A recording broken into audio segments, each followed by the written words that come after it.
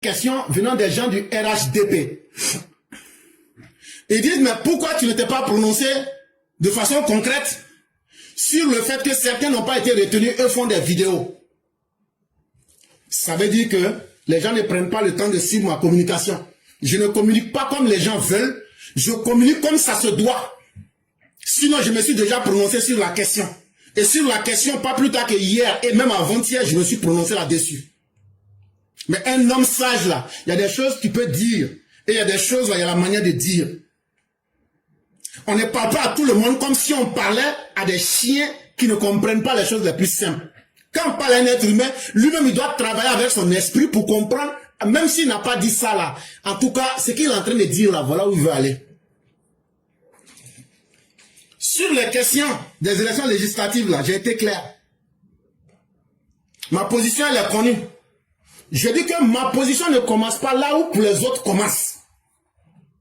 J'ai dit que la majorité qu'on a actuellement là, quel est le bilan que cette majorité peut faire aux Ivoiriens? Est-ce que cette majorité-là, à part être une caisse de résonance là, qu'est-ce qu'elle a fait pour les Ivoiriens pour qu'on se souvienne qu'il y a eu une mandature? Je n'ai pas encore eu ma réponse. Ça fait un. De deux, j'ai aussi dit que tant que nous ne changerions pas, et que tant que nous n'allons pas expliquer à nos députés quel est véritablement leur rôle de représentant du peuple, ce n'est pas avoir la majorité qui est un problème pour le RHDP. Mais c'est qu'est-ce que nous voulons offrir aux Ivoiriens qui est le problème. Et donc là, la stratégie du perpétuel recommencement là, je ne rentre pas dedans. Maintenant, ceux qui n'ont pas été retenus là, ça, il faut être dans ton parti pour comprendre comment ton parti fonctionne. Hier ou avant-hier, j'ai été assez sage. J'ai dit la meilleure solution, vous pouvez former des groupes, aller toucher la direction pour discuter avec eux et certainement vous trouveriez des terrains d'entente. Je voulais être conciliant. Dans le RHDP que vous voyez là, c'est pas une boutique de quartier. Pour dire, au moment où ça me plaît là, que je dois payer ma marchandise là, je vais aller là-bas pour payer ma marchandise, me renseigner puis quitter. C'est un parti qui fonctionne avec une feuille de route. Soit tu te mets dans les activités, tu t'informes, ou soit tu te mets en dehors et puis après, tu fais ce que tu veux. Moi là, que quelqu'un soit retenu, ou même que quelqu'un ne soit pas retenu là, ça ne me fait ni chaud ni froid parce que je ne vote pas. Je ne vais pas voter pour député. Donc là, que quelqu'un soit retenu, que quelqu'un ne soit pas retenu là, ça ne me fait ni chaud ni froid.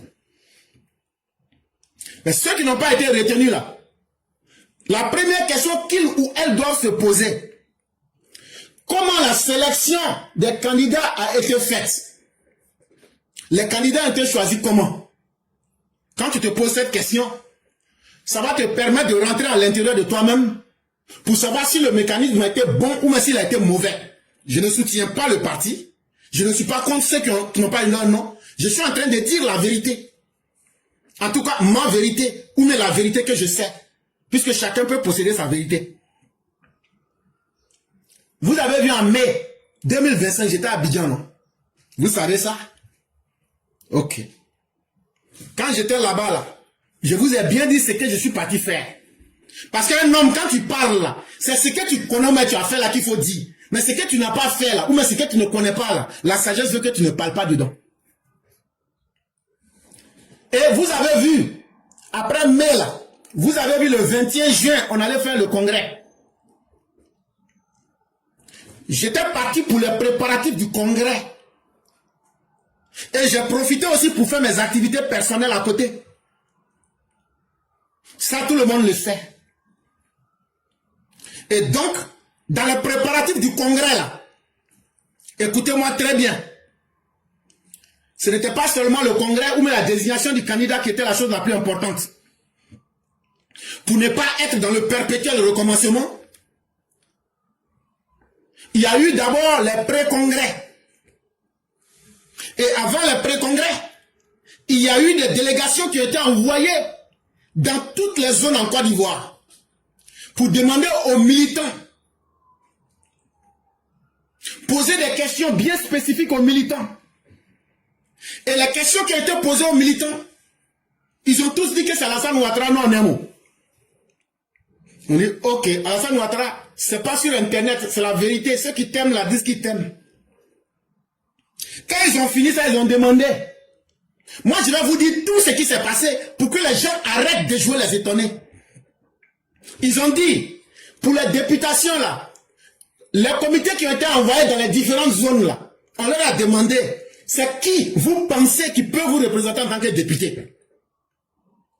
Ce sont les populations elles-mêmes qui ont dit, ah, en tout cas, où nous on est là, moi je pense que c'est Samba Kone qui peut être notre député ici à Dimokro. C'est ces vraies informations de terrain là, c'est ça qui est remonté.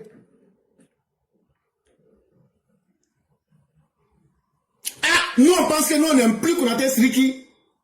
Nous on pense qu'on va faire avec quelqu'un d'autre. Ce n'est pas la direction qui a dit. Ce n'est pas le président qui a décidé.